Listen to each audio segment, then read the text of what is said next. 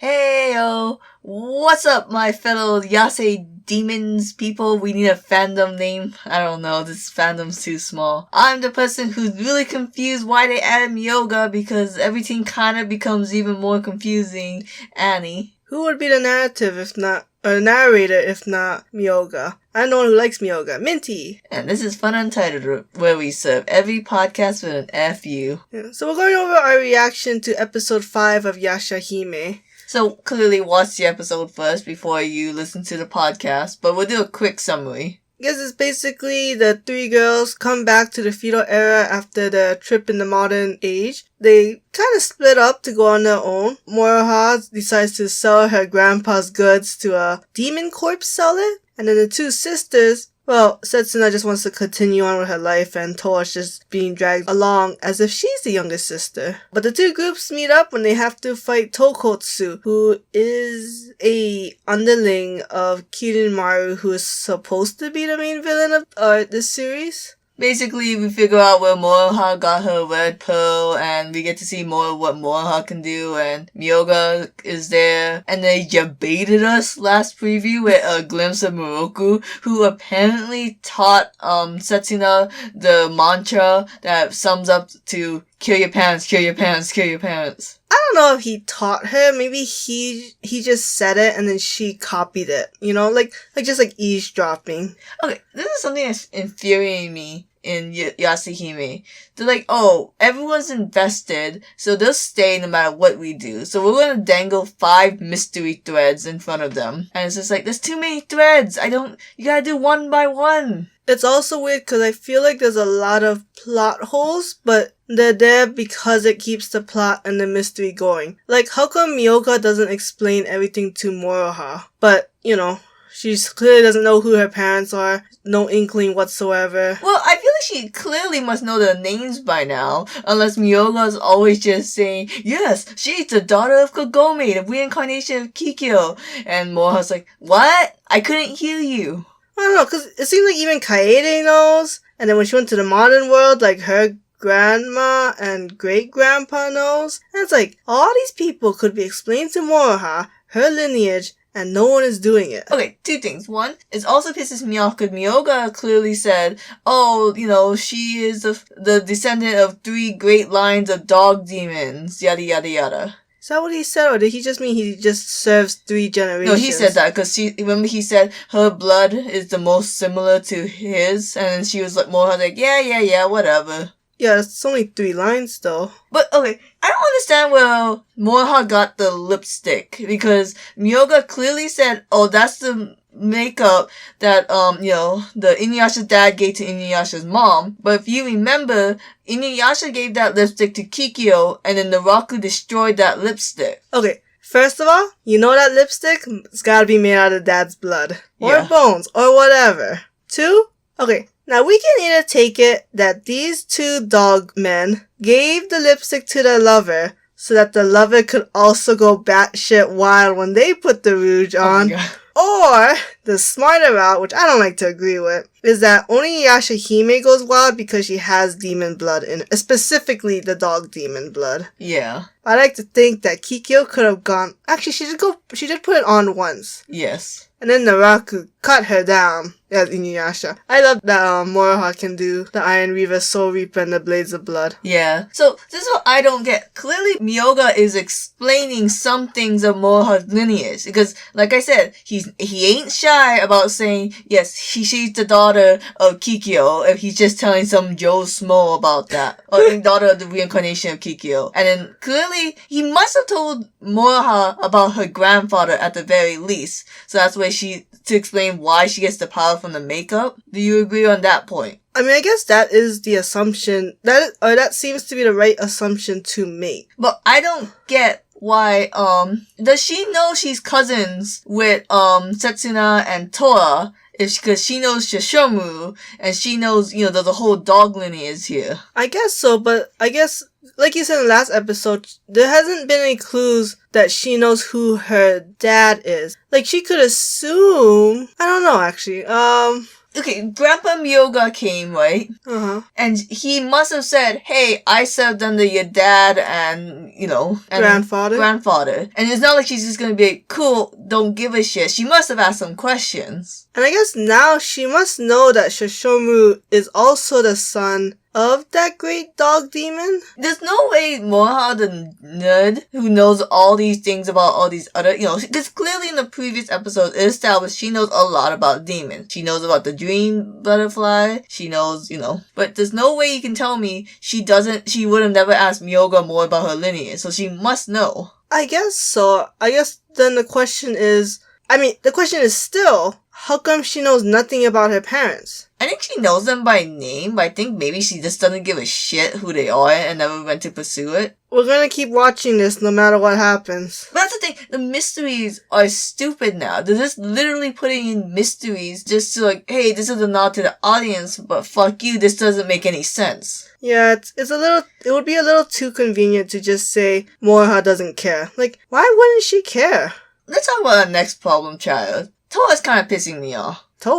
Toa's the whole like, oh, we can't, I would hate to kill such a pretty boy, and it's like, oh man, I don't know if we can kill this guy, it seems like we're in the wrong. Because like, Kagome never had any qualms about killing demons, she just did it. Well, two things. One, Kagome was in the 1980s.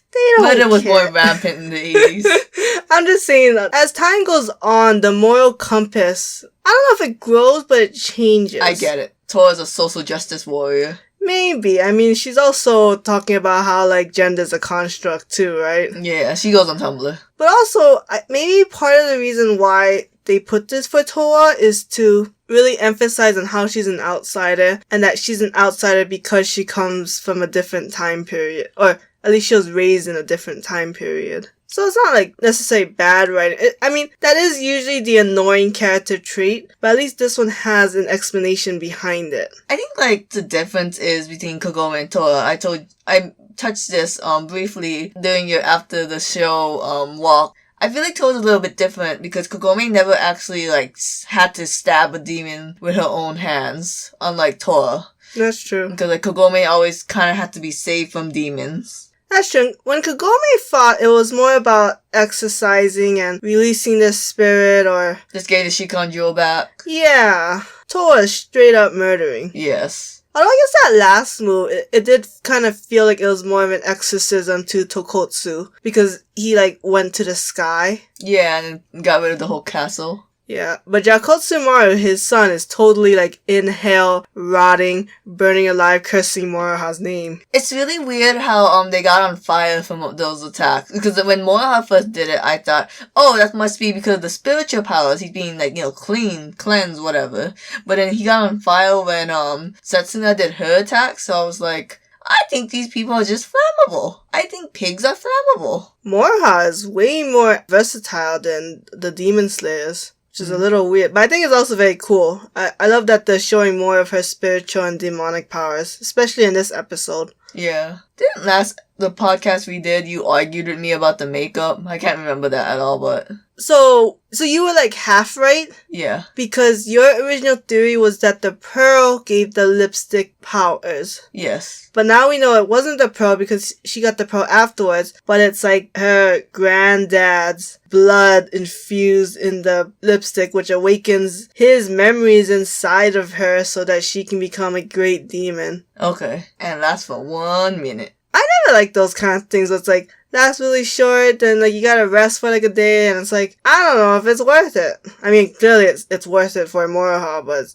it's a weird power. It's a weird anime trope. Oh, we can't make this character OP, so we have to make a giant setback. It's kind of like Goku with the Kaioken. If you don't know what the Kaioken is, it's basically Goku can do a thing that will increase his power by 2-fold, 3-fold, can go up to almost like 20-fold. And supposedly, if he uses it wrong, it would like destroy his body. Never did. Not even close. I'm not going crazy, right? After he uses the Kaioken in Dragon Ball Z, he needs to rest a day after that, right? His body won't move. I have no idea, because he usually gets the shit kicked out of him. The Kaioken has never really been the final means to like defeating an enemy. It's more like Goku gets the shit beaten out of him so much that I don't know, maybe the Kaioken weakens him, but also, Vegeta probably kicked the shit out of him, Frieza, Cell, I think Cell does. It's very confusing in Yashahime because it seemed like Kaede and Kohaku knew who Moroha was, but then Hisui didn't know. Right, there's so many people to link these holes, and they're just like, when you're older. Let's talk about something that I know we all was thinking about. What are your opinions on Takechiyo, the new Shippo character? Oh, I actually like her. She seems pretty powerful. Like, she knows how to transform, and She got a cell phone? Well, yeah, I guess so. The feudal version. A shell phone? Oh, God. Because you talk in a shell to talk to the man. I don't know, she seems kind of cute. I'm glad she's not just, playing the exact same role as Shippo. That's true. Kind of makes you wonder why Moroha's in debt. Is it because, she wasn't raised by her parents? She needed a home. She had to buy food. It was very hard for, a 5-year-old to do all this stuff. I don't know. Clearly, it's funny how you picked 5 because we have Tora and Satsuna who lived in the woods at the age of 4. That's true. They were self-sufficient. Yeah, Moroha, get your shit together. Get a job at the age of 5. She's only a quarter demon, though, so maybe it's harder for her. That's true. But it was easier for her to pick up spiritual. She should have just been, going to town and, exercising demons. Maybe that's how it started. Then she was like, I'm better off as a bounty hunter. Okay, no matter what happened, why didn't Kaede take her in? Why doesn't anyone take her in? Why doesn't Kohaku take her in? Why doesn't, I'm just saying, Inuyasha and Kagome have a group of friends that they could have taken care of Moroha. What happened to Sango and Moroku? Why is Moroku a wandering monk? Is he trying to get money? Well, it seems like Moroku a lot of time goes off on his own while Sango takes care of the kids. Yeah, I guess. Well, you would have thought maybe, I don't know, we would have put the 2 and 2 together, that was, she never once met Kohaku and Hisui's relative to be like, oh, I know that wandering monk. Shippo could have taken care of. Yeah, show us adult Shippo. Oh, I would love to see that. I bet he's hot. Fun fact, this isn't really relevant to the episode. I just saw this interview with the creator of Inuyasha, who was like, I don't know if Kagome should stay in the modern world or go stay in the feudal era. And so she asked the voice actress of Kagome, what do you think? And the voice actress of Kagome responded, oh, she should be with Inuyasha. And the author's like, yes, I like that answer. It doesn't matter if she was in the modern era or feudal era. She should just be with Inuyasha. Doesn't that imply feudal era, though? Yeah, basically. And so then the creator was like, oh, if Kagome stayed in the modern world, she would have just felt like, she left a part of her in the feudal era. I mean, both ways. It's mostly about love. It wouldn't be the feudal fairy tale if she left Inuyasha in the end. It seems kind of weird that you'd have to ask your voice actress. I mean, what's weirder? You have to ask your voice actress how to end your series, or marrying the voice actress who plays your main protagonist, who is a child. You talking about Case Closed? I'm talking about Case Closed, where the creator of Case Closed married the voice actress of Conan Edogawa, the child. There's a lot of stuff like that. I still like the creator of One Piece, Oda, married the actress who played Nami in the live stage play. She must be really pretty. She must be. Nami's hot. Anyways, I'm interested to see what the 4 Perils and Kirin Maru kind of reminds me of the Chinese cardiac I'll think the same damn thing. Yeah, because not the same animals. Quick, what's the 4 cardinal beasts? Because it's the North Black Tiger, the South Vermilion Bird, the West White Tiger, the East Azure Dragon, and the Center Gold Dragon. So when comparing those animals with the 5 beasts that Yashahime presents, it really seems like only the tiger and the central dragon is what's shared. Because Yashahime shows a blob, which I guess could be the turtle, a ram, and a boar, which I don't know what the hell. Hey, the tiger is the hot lady we saw in the beginning. You think so? Oh yeah, Kiyuki. Kyu looks like a villain from the Inuyasha movies. Oh yeah, definitely. Yeah, so anyways, I'm interested to see what this is, even though there's a lot of plot holes. Okay, well, what do you think about the preview to the next episode? The cat it's just one of those episodic episodes that we're not going to get much plot-wise. But we'll see, I guess, them interacting. Which I'm like, is that what every episode's going to be? Them all doing their own thing, and then for some circumstantial reasoning, they have to come together? Moroha said in this episode, they are forever linked now. Did they? She kind of said that, like, oh, if you help me with this, I'll help you with the dream butterfly. Yeah. And, like, we're together now. And then it was right before she opened the door, like, we're going to be together, working together. You and me, Moroha, Setsuna, and Tora, to the end of time, for 4 seasons. Setsuna don't care. That was a Rick and Morty reference, but I don't remember the line too well, because I'm not that... I never had the soy-san sauce, so I couldn't memorize the line. Okay, thanks guys. Can't wait to see, I guess, the 6th episode. Myoga, you get out of there. You confuse me with you existing there. Leave him alone! No!